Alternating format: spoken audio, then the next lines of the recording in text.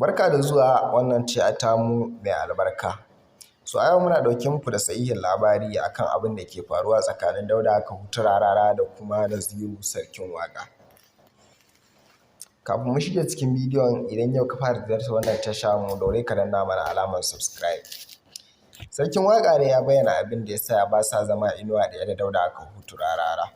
Ƙarshen tuka-tiki ta Hausawa kan cewa ba zama an sace ɗan mahaukaciya. A yau ne za ku ji yadda wannan al'amari yake. So ka daure ka yi mana liking a wannan bidiyo sannan ka yi mana share ga 'yan uwa da abokan arziki. Mutane da dama suna ganin kowa na yi wa kowa kallon shi ne sarki. Ba wancan siyasan da ta gabata a Sarkin Waka ya faɗi dalilin da ya sa Basazama Inuwadaya da Dauda Kahutu Rara.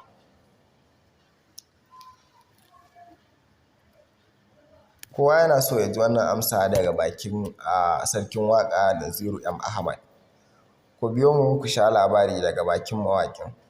A cikin shirin gaban da ya gabata wanda take fira da tattaunawa da jaruman masana'antar Kannywood, a wannan sati kuma Sarkin Waka ya bayyana dalilin da ya sa Basazama Inuwadaya da Dauda Kahutu Rara. A cikin shirin an yi masa tambaya kamar haka: kana mawaƙi, Rara yana mawaƙi, amma me yasa ba kwa zama inuwa ɗaya da shi? Sarkin Waka Naziru Ahmad yana cewa, na yi alƙawari ba zan ƙara magana akan Dauda Kahutu Rara ba. Amfani ce shi yasa daga wannan na ce ba zan sake magana akan Dauda Kahutu Rara ba. Shekara ta nawa ina waƙa, shekararsa nawa yana waƙa. Kawai dai wannan zaɓen ne ta raba mu da shi. Ni an fiye gani na a inda ake gwagwarmayawa inda da gwamnati, duk inda zan je akan Buhari kaɗai, shi kuma Buhari mun ɗauko shi tuntuni mun kawo shi, kuma Buhari ya yi nashi ya gama lafiya.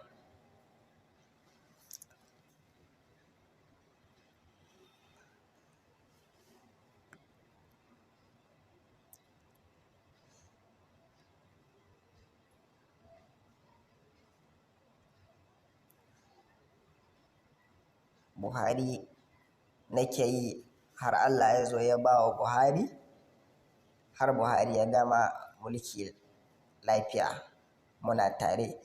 Idan ba ku manta ba, wannan zaben da ya wuce suna ta muhawara a kafafen sada zumunta wanda wasu mutane ke kallon tabbas babu jituwa tsakaninsu. Wasu kuma na kallon suna yi wa juna hassada ne. Wasu na kallon Sarkin Waka ya fi kuɗi ko a'a Rara ya fi kuɗi. So Sarkin Waka ne ya ci gaba da cewa wannan siyasar da ta raba mu da Ganduje da Abba Gida sai kuma wannan ta Bola Ahmad Tinubu da kuma wazirin Adamawa. So ina ji wannan su ne kaɗai suka raba mu da Dauda Kahutu Rara. So wannan kenan, ku biyo mu a bidiyo na gaba domin jin sahihin labarai da ya gaba.